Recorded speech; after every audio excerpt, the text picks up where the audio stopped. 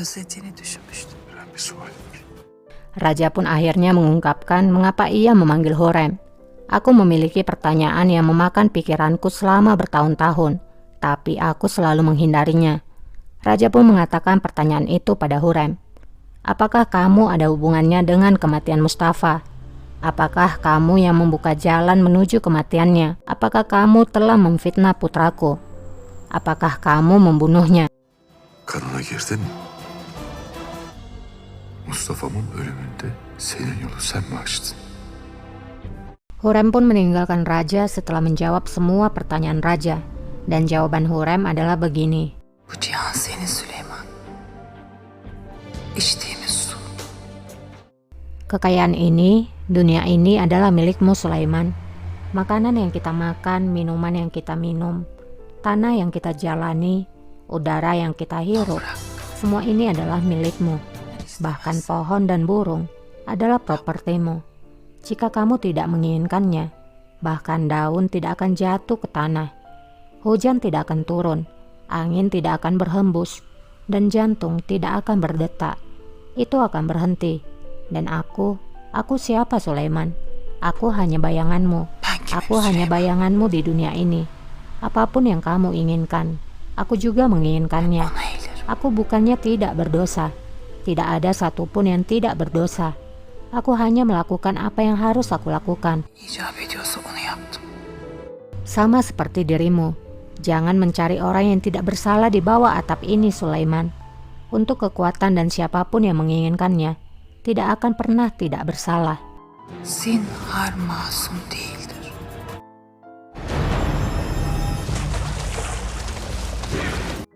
Di Manisa, nampak rupanya Nurbanu masih bertahan.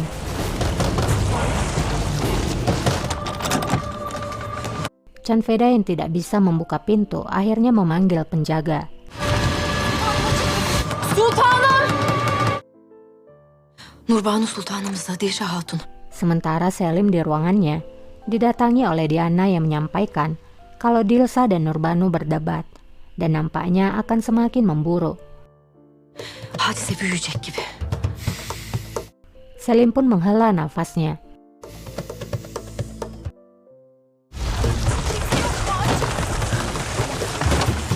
Kembali ke kamar mandi, Nurbanu masih terus berjuang. Sementara pintu terus digedur dan akhirnya berhasil dibuka.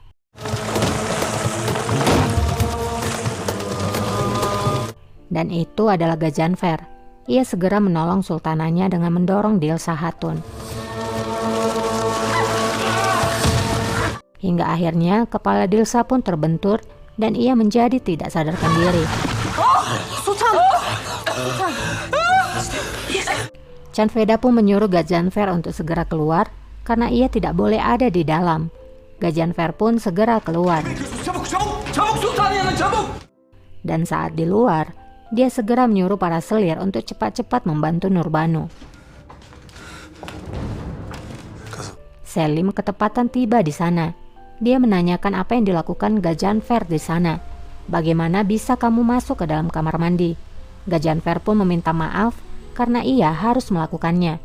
Sultana diserang dan aku harus menyelamatkannya. Selim pun meninggalkan Gajanfer setelah mendengar hal itu. Namun Diana marah dan mengatakan, bagaimana bisa kamu masuk ke dalam kamar mandi seorang sultana? Ne demek Götürün şunu!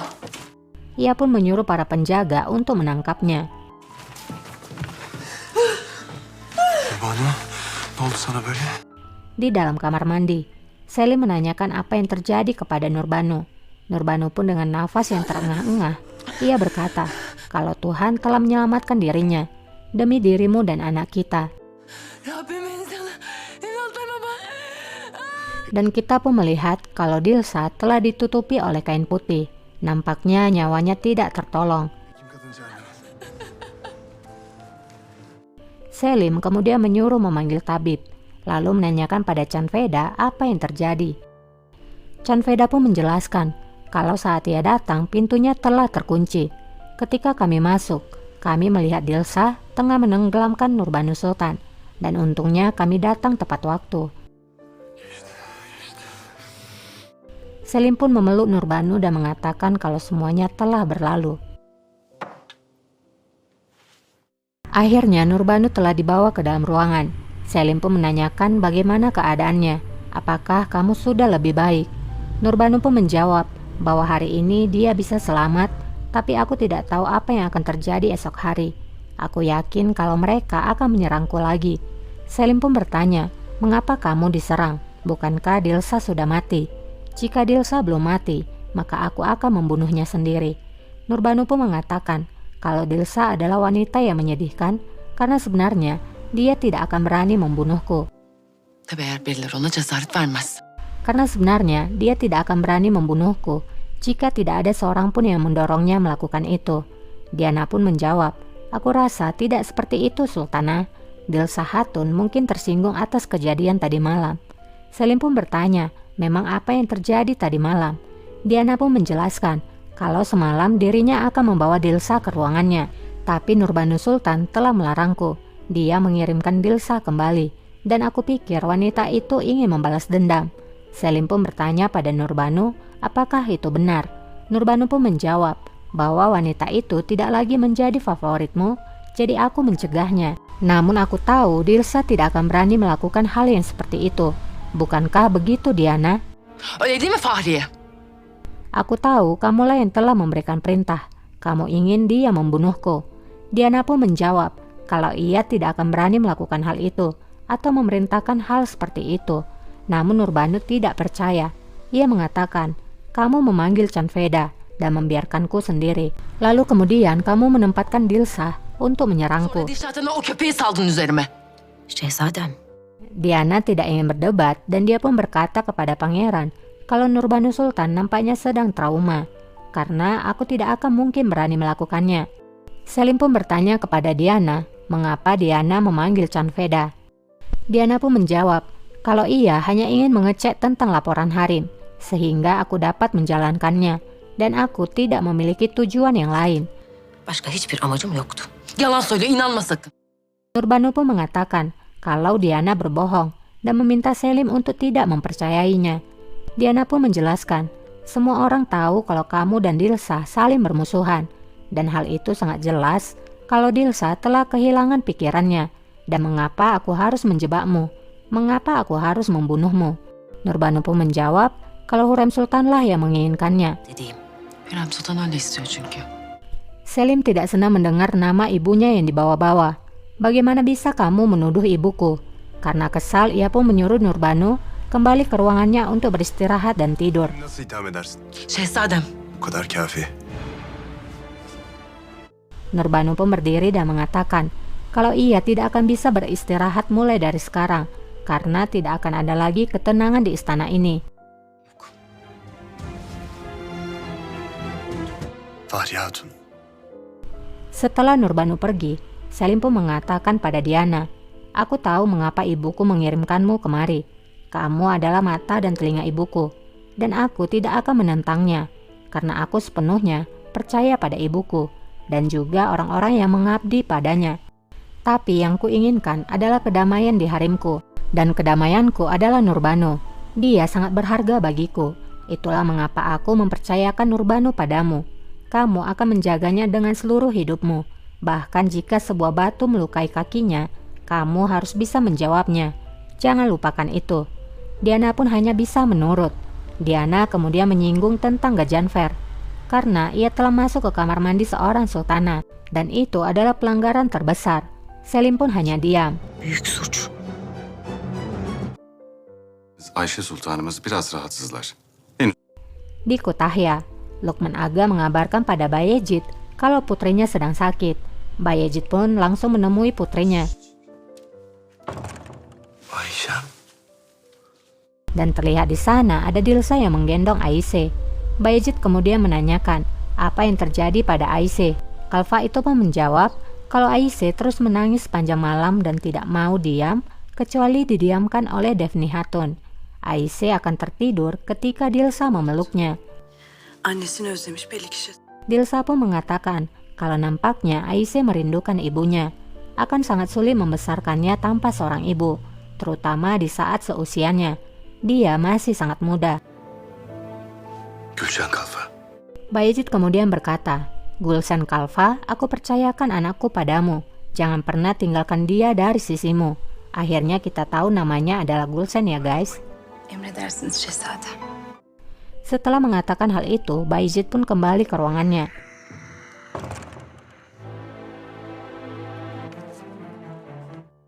Ia kemudian mengambil bukunya dan melihat ada surat di sana. Ia pun membacanya. Isinya begini, apa yang bisa dilakukan seorang pecinta? Dan Bayezid pun nampak mulai menulis dan kemudian meletakkan buku itu kembali dengan surat yang telah ia tulis.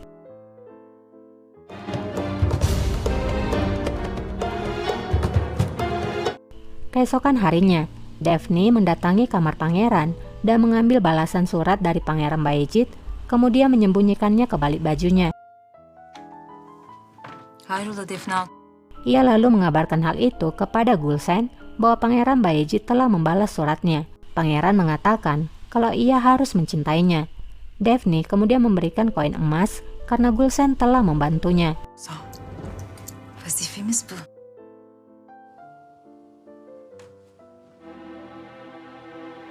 Di Istanbul, Mirima terbangun di pagi hari dan mendapati tubuhnya yang dipenuhi oleh luka memerah. Gak ia pun bercermin dan terkejut melihatnya. Ia pun membangunkan suaminya. Rüstem uyan. Rustem pun segera memanggil pelayan untuk memanggilkan tabib segera. Bakmayın öyle. Manisa'ya gidince yeri boş kaldı malum. Di teras, Fatma sedang berbicara dengan raja. Ia mengatakan kalau Diana telah pergi ke Manisa dan posisinya saat ini telah kosong. Pastinya harus ada pengganti Diana. Raja pun berkata, kamu pasti memiliki seseorang ada dalam pikiranmu. Fatma pun menyebutkan nama Melek. Melek telah melayaniku selama bertahun-tahun. Aku tidak pernah merasa bermasalah dengan semua pekerjaannya. Dia tidak pernah membuat kesalahan. Dia juga berpengalaman dan pintar. Aku mempercayainya sepenuhnya. Dia cocok sebagai bendahara di harem. Di sana ada seorang pelayan yang sedang menghidangkan makanan. Ia pun mendengarkan semua percakapan itu. Selir itu pun segera pergi dari sana dan menemui Hürrem Sultan. Hünkârımızın yanında. Ia memberitahukan kalau Fatma Sultan sedang berbicara dengan raja dan Fatma Sultan berupaya untuk menempatkan Melek sebagai bendahara. Jika ini terjadi, maka Fatma Sultan akan mendapatkan apa yang ia mau. Hürrem pun lalu menyuruh wanita itu pergi. Çekilebilirsin. Sultanım. Fatma Sultan. Sumbul kemudian berkata, kalau Fatma Sultan berniat mengambil kekuatannya di harem, kita harus mencegahnya. Jika Melek menjadi seorang bendahara, maka Fatma Sultan akan menghalangi kita di setiap kesempatan yang ia dapatkan. Melek baş haznedar olursa Fatma Sultan. Hürrem pun bertanya, lalu siapa wanita yang harus kurekomendasikan? Bahkan jika aku menemukan seseorang, raja pasti tidak akan menyetujuinya. Kita berdua tahu kalau lautan dan gunung kini menjadi pemisah di antara kami. Kabul etmez. Malum. Nampaknya Fatma tidak mau menyerah ya guys. Ia tidak mau pergi meninggalkan ibu kota seperti yang diminta oleh pelayannya Melek sebelumnya. Sebaliknya, ia malah ingin menjadi pemimpin di harem.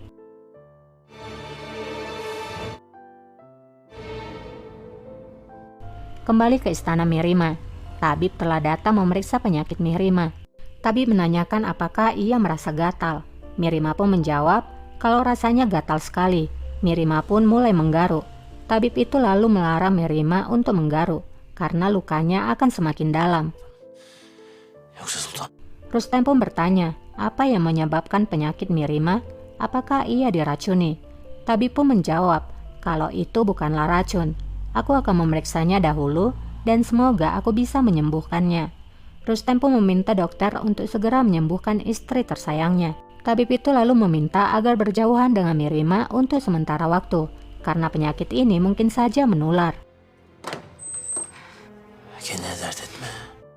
Setelah tabib pergi, Rustem ingin menyentuh istrinya, namun Mirima melarangnya karena ia bisa tertular. Hekim kadın duymadın mı? Hastalık sari olabilir. Dediğim gibi hünkârım. Meleği baş... Kembali ke istana raja. Fatma masih terus merayu raja agar mengangkat Melek sebagai bendahara di harem, karena raja tidak akan menyesalinya dan tidak akan ada orang lain yang berpengalaman di istana selain Melek. Tidak lama, Sumbul lalu datang menemui raja. Untung gercep ya, kalau enggak raja bakalan akan memutuskan pilihannya. Hürrem Sultanımız gönderdiler. Sumbul berkata bahwa ia telah dikirim oleh Hurrem Sultan, di mana Hurrem Sultan telah memilih seorang bendahara baginya. Jika kamu menganggap hal itu pantas. Raja pun bertanya, siapa yang telah dipilih oleh Hurrem Sultan? Sumbul pun menjawab, kalau Hurrem Sultan telah memilih Gulfem untuk posisi itu. Gülfem Hatun'u tayin etmek istedi. Raja pun memandang ke arah Fatma Sultan. Lalu kemudian Fatma keluar dari ruangan raja. Ia marah-marah kepada Sumbul dengan mengatakan, bahkan iblis pun kurang licik dibandingkan dengan Hurrem. Gelmez. Şimdi de Gülfem'den mi medet umuyor? Sekarang ia bahkan pergi kepada Gulfem untuk meminta bantuan. Sumbul pun berkata, aku tidak tahu tentang itu Sultana, tapi aku rasa inilah yang terbaik bagi semua orang. Namun Fatma tidak puas karena keinginannya telah gagal. Ia memaki-maki Sumbul dengan mengatakan bahwa Sumbul telah melayani seorang tiran selama bertahun-tahun. Kamu akan terbakar di neraka dan kamu tidak mengetahuinya. Cehennem ateşinde yanacaksın, haberin yok. Sumbul hanya berdoa dalam hatinya mendengar ucapan kasar dari Fatma Sultan padanya. Tidak lama kemudian, Hurrem lalu datang. Fatma pun melihat Hurrem dan juga Gulfem yang datang bersamanya. Kamu pasti ingin tahu siapa yang dipilih oleh raja. Aku akan mengatakannya. Kamu telah mendapatkan apa yang kamu mau. Gulfem adalah bendahara utama sekarang. Gülfem baş haznedar. Hurrem pun berkata, aku tidak mengerti mengapa kamu merasa terganggu dengan itu. Aku kira kamu sangat menyukai Gulfem. Gulfem pun memandang ke arah Fatma. Hurrem kembali berkata, Gulfem Hatun, semoga tugas barumu ini diberkati. Amin. Fatma yang tidak senang pun berkata, apa ini Gulfem? Setelah bertahun-tahun, apakah kamu juga menyerah kepada Hurrem? Apa yang telah ia janjikan sebagai balasannya? Atau apakah ia telah mengancammu? Gulfem pun menjawab, Sultana, aku tidak takut pada siapapun, dan aku juga tidak menginginkan apapun. Hurrem Sultan menawarkannya dan aku menerimanya. Dan jika itu juga diinginkan oleh raja. Sudah buymuş. Öyle. Ya, seperti yang kita tahu sebelumnya, Gulfem ini juga cerdik ya. Jadi Gulfem ini akan bersekutu dengan orang yang dianggap lebih kuat. Itulah mengapa dia menerima apa yang ditawarkan oleh Hurrem Sultan. Dia cerdik ya guys. Itulah mengapa dia masih bisa bertahan di istana. Hurrem pun berkata, tentu saja, aku telah mengatakan pada raja sejak lama dan akhirnya itu terjadi hari ini. Kısmet bugüneymiş. Kimi kandırdığını sanıyorsun? Fatma pun berkata, apakah kamu pikir bisa membodohiku Hurrem? Sejak raja kembali dari kampanye, raja bahkan tidak melihatmu. Cinta legendaris yang kamu banggakan begitu lama telah berakhir sekarang. Bahkan jika kamu mengontrol harem, itu akan sia-sia saja. Hurrem pun menjawab, jika kamu ingin melihat cinta yang berakhir, kunjungilah makam suamimu Ahmed Pasha. Karena aku yakin orang Malang itu sedang membalikkan kuburannya setelah menjadi korban ambisimu. Alih-alih hidup dengan cinta, kamu malah mengorbankannya. için kemikleri sızlıyordur. Wow, lagi-lagi ya, jawaban Hurrem ini membuat Fatma mati kutu. Sumbul yang berada di belakangnya sampai senyum-senyum mendengar jawaban Hurrem. Kalau Hurrem udah ngomong, mana ada yang bisa ngejawab. Tapi emang kasihan juga sih sama Ahmed Pasha. Karena ambisi Fatma Sultan yang nyuruh Ahmed untuk mengadu domba Selim dan Bayezid, akhirnya suaminya sendiri yang jadi korban. Satu lagi, Mahidevran yang kehilangan hartanya. Kadang gak ngerti sama Fatma ini sebenarnya, balas dendam untuk siapa sebenarnya. Karena kalau ia membela Pangeran Mustafa, harusnya dia gak mengorbankan ibu Pangeran Mustafa, yaitu Mahidevran. Bukankah yang hidup jauh lebih berharga daripada yang mati? Tapi ya sudahlah, Mimin pun gak ngerti dengan jalan pikirannya si Fatma ini. Semuanya mau dihancurkannya. Darah dinasti sendiri diadu domba. Mahidevran dikorbankan. Ya udahlah ya, kita lanjut aja ke cerita.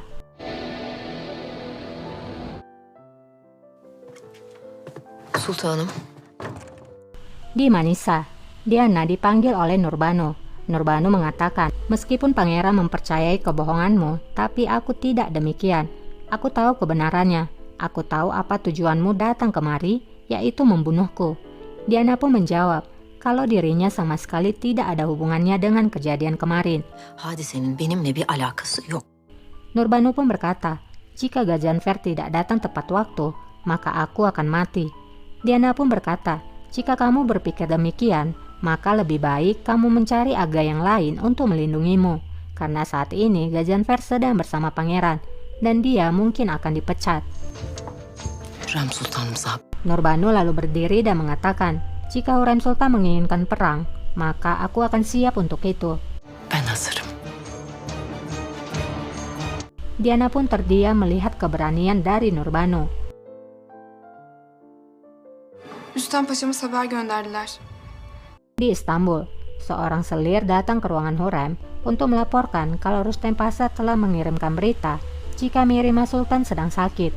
Hürrem pun segera menyuruh Sumbul untuk menyiapkan keretanya. Arabamı hazırlat. Emredersiniz sultan.